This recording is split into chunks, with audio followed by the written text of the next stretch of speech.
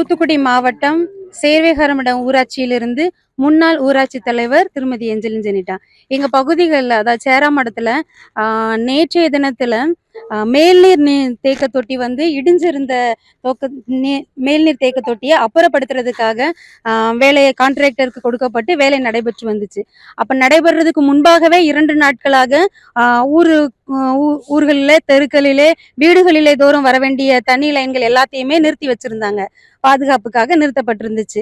நேற்றைய தினத்துல செய்த அந்த வேலையில தவறான விதிமுறைகளை கையாண்டு அந்த மேல்நீர் தேக்க தொட்டி பக்கத்துல இருந்த மினரல் வாட்டர், RO வாட்டர் அந்த பிளானட் மேல விழுந்து முழுவதுமாக சேதமடைஞ்சிருச்சு.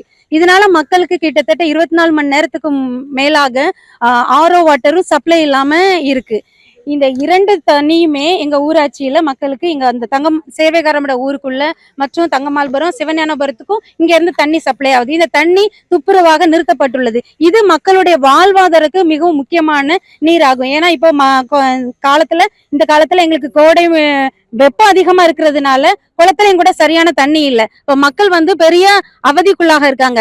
இந்த மேல்நீர் தேக்க தொட்டி இடிச்சு போட்டதை அதை அப்புறப்படுத்தி அதை சரியான முறையில் அப்புறப்படுத்திட்டு முதலாவது வீடுகள் தோறும் கொடுக்க வேண்டிய தண்ணியை சீக்கிரமா சரி செய்து வழங்கணும். அடுத்தபடியாக RO வாட்டர் எங்களுக்கு புதிதாக அந்த கட்டடத்தின் மீது விழுந்து பழைய கட்டிடத்தையே மீண்டும் அதுல இருக்கிற செங்கலையே வச்சு திரும்ப கட்டுறாங்க.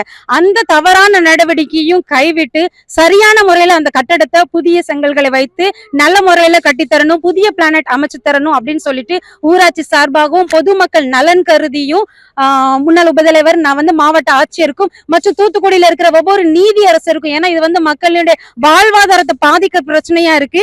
குடிதண்ணியும் எங்களுக்கு முற்றிலும் பாதிக்கப்பட்டிருக்கிறதுனால குடிதண்ணியும் மக்களுக்கு ரொம்ப முக்கியம். இந்த பகுதிகளில் பல வருடங்களாக கிட்னி ஃபெயிலியர்ல நிறைய உயிர்கள் பாதிக்கப்பட்டது காரணமா தான் இந்த இடத்துல இந்த மினரல் வாட்டரை 2013ஆவது ஆண்டு கிட்டத்தட்ட நிறுவி இருந்தாங்க. இன்னைக்கு அதுவும் என்ன பெரிய ஒரு கேள்விக்குறியோட நாங்க நிக்கிறோம் எங்களுடைய குடிதண்ணிக்காக.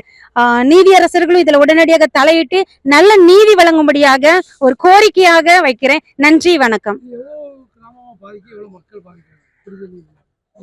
இப்ப இதுல வந்து 4 ஊர் மக்கள் வந்து பாதிக்கப்படுவாங்க. சக்கமால்புரம், சேர்வேகாரன்மடம், தங்கமால்புரம், சிவஞானபுரம் குடிதண்ணிக்காக.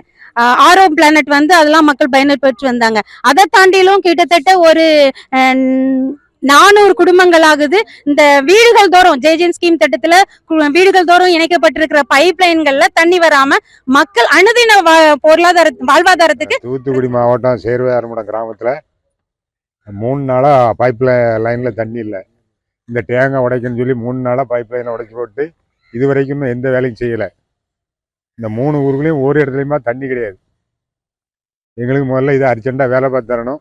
அதே மாதிரி இந்த ஃபில்ட்ரு தண்ணியும் எங்களுக்கு ரூம்பை புதுசாக கட்டி உடனே அதை ஓப்பன் பண்ணி தரணும்.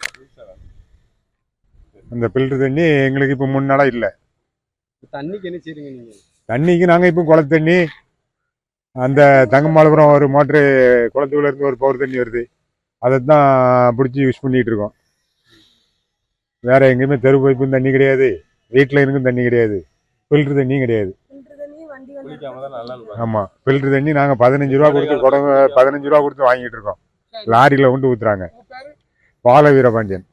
பிளே ஸ்டோர் மற்றும் ஆப் ஸ்டோரில் இருந்து பாலிமர் செயலியை QR கோடு மூலம் பதிவிறக்கம் செய்யுங்கள். செய்திகளை உடனுக்குடன் பெறுங்கள்.